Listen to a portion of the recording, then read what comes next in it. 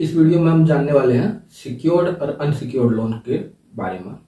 तो ये वीडियो पूरा देखिए।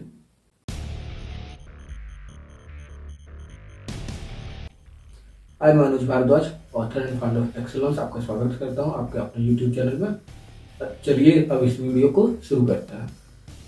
तो सिक्योर्ड और अनसिक्योर्ड दोनों में फर्क क्या है?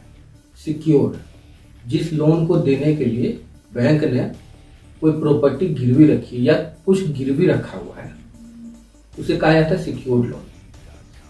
और वो लोन जिसको देने के लिए बैंक ने कुछ भी गिरवी नहीं रखा हुआ है, उसे कहते हैं अनसिक्योर्ड लोन। तो ये बेसिक डिफरेंस है। तो चलिए एक एग्जांपल से जानते हैं। एजुकेशन लोन, आज से कुछ वक्त पहले क्या होता था कि कोई कोर्स के लिए एग्जाम निकालता था स्टूडेंट, तो उस स्टूडेंट को उसकी डिग्री रख के बैंक जो है लोन दे देता था उस कोर्स के लिए कि वो कोर्स वो पूरा कर ले। इसके बाद क्या होता था कि कोर्स पूरा कर लेता था, इसके बाद उसकी जॉब भी लग जाती थी, लेकिन लोन जो है उसकी किस्तें वो अदा नहीं करता था। तो ये अनसिक्योर्ड लोन था। तो बैंक ने फिर क्या किया, जब बैंक ने देखा कि स्टूडेंट जो है वो लोन चुकाते नहीं, तो स्टूडेंट के जो फादर है उनकी प्रॉपर्टी अटैच कर दी। अब ये हो गया सिक्योर्ड लोन। अब अगर स्टूडेंट नहीं चुकाएगा तो उसके फादर की जो प्रॉपर्टी है उसे नीलाम करके प्रिंसिपल और इंटरेस्ट दोनों वसूल करेगा बैंक। तो पहले ये क्या था? अनसिक्योर्ड। अब क्या हो गया? सिक्योर्ड। अब मान लीजिए आप बैंक जाते हैं, कहते हैं हमको क्रेडिट कार्ड चाहिए, आप अप्लाई करते हैं, हो जाता है। तो ये कौन सा क्रेडिट कार्ड है? Unsecured credit card. और आप बैंक जाते हैं, अप्लाई करते हैं, नहीं होता है, तो अब आप क्या करते हैं? एक एफडी रख देते हैं, उसके अगेंस्ट में क्रेडिट कार्ड जो है बैंक इशू कर देता है। और एफडी का 60 to 80% जो है वो क्रेडिट कार्ड होता है आपका।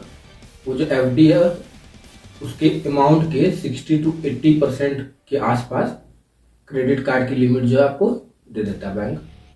तो ये हो गया सिक्योर क्रेडिट कार्ड। तो जब भी कहीं कोई कोलेटरल जो है वो बैंक ने रखा है, कोई प्रॉपर्टी गिरवी रखी है या हाइपोथिकेशन में रखा है, तो उसे कहेंगे सिक्योर्ड लोन। ऐसी बात नहीं बैंक जो है आपकी संपत्ति जब्त कर लेगा या ऑनरशिप आपसे ले लेगा, नहीं, वो हाइपोथिकेशन है। बैंक जो है उसके पास गिरवी रखा हुआ है, लेकिन ऑनर आप ही है, इस्तेमाल आप ही करेंगे। और बैंक जो है ये कभी नहीं चाहता है कि उसको किसी की प्रॉपर्टी बेचनी पड़े। बैंक ये चाहता है कि सूद समेत उसका पैसा जो उसको मिल जाए। तो आपकी प्रॉपर्टी जो गिरवी है वो बैंक बेचना नहीं चाहता, उस पर कब्जा नहीं करना चाहता है। वो बस ये चाहता है कि हमारा पैसा आप दे दें और हम आपको ये प्रॉपर्टी वापस दे दें। और अनसिक्योर्ड में क्या होता है? बैंक चाहती है कि सूद समेत मेरा पैसा हमको मिल जाए, लेकिन डिफॉल्ट के चांसेस जो है दोनों में है और रिकवरी के चांसेस सिक्योर्ड में ज़्यादा है। इसीलिए सिक्योर्ड लोन जो है उसका रेट ऑफ इंटरेस्ट 2% 3% कम कर देती है सिक्योर्ड में। और अनसिक्योर्ड में क्या है? अगर रीपे नहीं किया कस्टमर ने, तो अब क्या होगा कि सेटलमेंट के लिए बात होगी कि चलिए इतना ही दे दीजिए, सेटल कीजिए, इतना ही दे दीजिए, सेटल कर लीजिए, और कोई ऑप्शन नहीं बचता क्योंकि कोई सिक्योरिटी नहीं। तो ये बेसिक डिफरेंस है सिक्योर्ड और अनसिक्योर्ड में। तो जहां सिक्योरिटी या कोलेटरल आ गया, कुछ गिरवी बैंक ने रख लिया, वो सिक्योर है। और जब बैंक कोई कोलेटरल नहीं लेता, कोई सिक्योरिटी नहीं लेता, वो अनसिक्योर्ड है। तो सिक्योर जो है उसमें क्योंकि वक्त लगता है वेरीफाई करने में, तो उसमें देरी लगती है अप्रूवल में।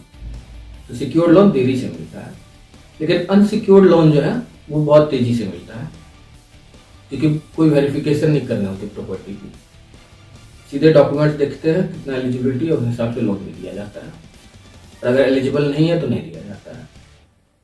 और इसमें क्या है कि आपके जो फाइनेंशियल डॉक्यूमेंट है वो तो देखे ही जाएंगे, वो एलिजिबिलिटी देखी ही जाएगी।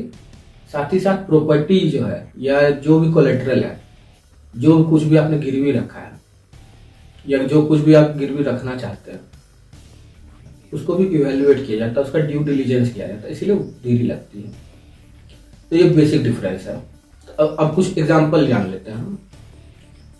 Home loan, loan against property, car loan, two wheeler loan, इसके बाद कमर्शियल व्हीकल का लोन, ये सब क्या हो जाता है, सिक्योर्ड लोन। दूसरी तरफ आप देख लीजिए business loan, personal loan, unsecured credit card, unsecured overdraft, ये सब क्या हो गया, अनसिक्योर्ड लोन। तो इस तरह के और भी अमेजिंग वीडियोस को देखते रहने के लिए हमारा चैनल सब्सक्राइब कर ले।